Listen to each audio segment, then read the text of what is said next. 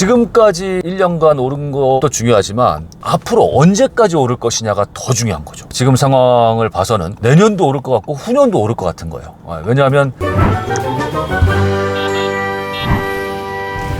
여러분 안녕하세요. 청울림의 출근길 부동산입니다. 오늘은 집값에 영향을 미치는 요인 중에 수요가 더 중요할까 아니면 공급이 더 중요할까 이런 이야기를 좀 나눠볼까 합니다. 중요한 얘기입니다. 그 한마디로 집을 살 사람이 얼마나 많냐 적냐 이게 더 중요할까 아니면 현재 시장에 나와 있는 집 공급이 많냐 적냐 이게 더 큰 영향을 미칠까 이제 이런 거죠. 이것 때문에 최근에 말들도 많아요. 어떤 부동산 전문가는 공급은 별로 중요하지 않다. 수요가 정말 중요한 요인이다 라고 주장하기도 하고, 또 다른 어떤 전문가분들은 아니다. 수요는 그때그때 다른데 공급이 기본적으로 중요한 영향을 미친다. 이렇게 막 설왕설래 말도 많고 싸우기도 하고 이런 걸 보면서 제가 오늘 방송 주제를 정했는데, 결론적으로 얘기하면 수요가 공급보다 더 중요하다? 또는 공급이 수요보다 더 중요하다? 이건 다 틀린 말이라고 생각을 합니다. 왜냐하면 수요와 공급이 별개의 것이 아니에요. 다 한쪽이 한쪽에 지대한 영향을 주는, 다 이렇게 섞여 있는 거. 그러니까 암수 한 몸과 같은 존재다. 저는 그렇게 생각을 합니다. 최근에 예를 들어서 한번 말씀을 드려볼게요. 수요와 공급이 얼마나 긴밀하게 연결되어 있느냐. 최근에 그 코로나 상황 이후에 급격한 고금리 시대가 됐지 않습니까? 그쵸? 금리가 확 올라가면서 기존에 있던 주택 수요까지 다 없어져 버렸어요. 그쵸? 집을 살 수 있는 사람이 다 없어져 버렸단 말이에요. 그쵸?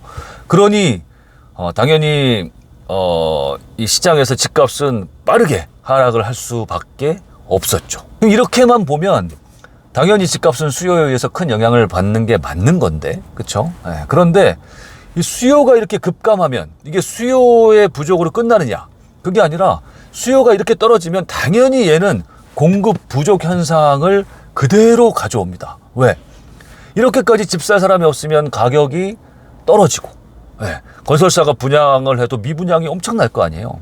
이러다 보면 이제 건설사들은 분양을 멈추죠. 공급을 안 하게 됩니다. 어느 누구도 이런 상황에서 공급을 많이 할 수가 없어. 그러면 눈치만 보면서 주택 공급을 차차차차 이렇게 늦추게 돼 있죠. 지금 딱 그러는 상황이에요, 우리가. 지난 2년 가까운 고금리 상황 속에서 아무도 집을 안 사고 집값이 떨어지니까 건설사들이 지금 2년 가까이 일제히 주택 공급을 쫙 줄였단 말이에요. 그래서 예년에 거의 절반 수준까지 지금 떨어진 겁니다. 근데 이게 아직까지 우리에게 피부로 확 와닿지는 않죠. 왜냐하면 아파트 공급은 이제 주택 공급을 멈춘 지 한 3년은 지나야 시장에 입주를 하니까요. 지은 지 3년은 지나야 입주를 하지 않습니까? 그러니 공급 부족 현상이 나타난 지 한 3년, 4년은 지나야 시장에 아주 피부로 와닿는 그런 결과를 나타낸단 말이죠. 그래서 지난 2022년, 23년부터 시작된 이 공급 부족 현상이 우리에게 피부로 정확히 와닿는 시간은 아마도 한 내년, 2025년, 2026년 정도 돼야 되지 않을까 싶습니다. 이렇게 수요 부족은 공급 부족으로 그대로 이어지고요. 그래서 이 공급 부족 현상이 한 2년, 3년, 4년 정도 누적이 된다.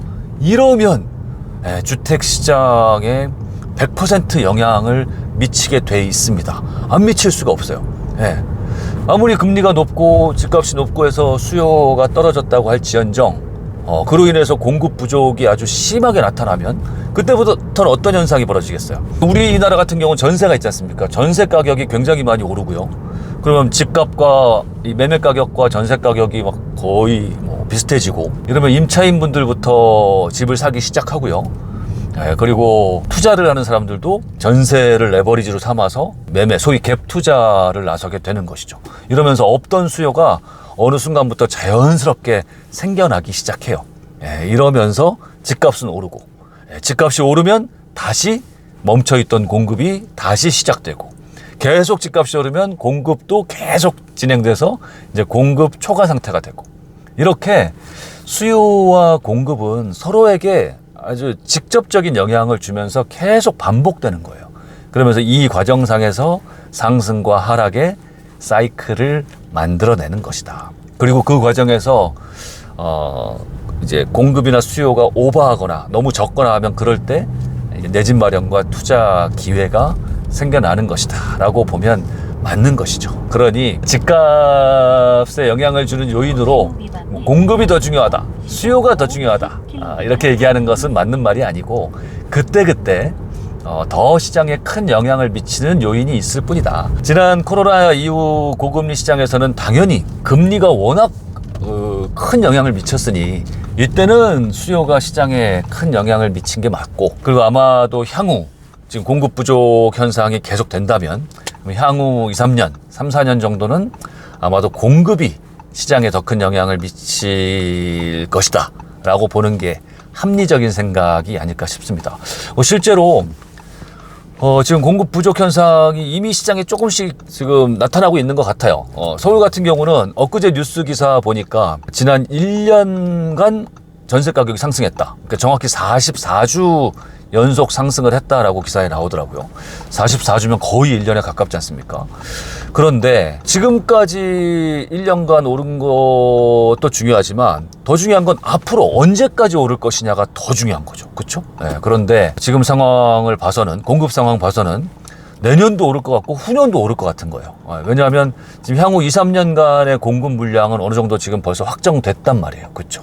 네, 이렇게 보면 올해가 2024년이니까 2026년, 27년, 그러니까 향후 2, 3년 뒤의 시장은 물론 이 공급 상황은 국지적으로 다르기 때문에 좀 국지적으로 격차는 있겠습니다만 서울 수도권과 지방 대다수의 광역시 이런 곳들은 지금 향후 2, 3년의 공급 부족은 이미 정해져 있어요. 그러면 그로 인한 전세 가격 상승, 매매 가격 상승도 어느 정도는 생각해 봐야 되지 않겠느냐라고 판단을 합니다. 여러분도 내 집 마련하시고 또 투자 생각하시고 아니면 내 물건 매도 생각하시는 분들은 이러한 관점에서 향후 여러분의 포지션을 한번 생각해 보시고 향후의 계획을 세워 보시는 거 좋을 것 같습니다.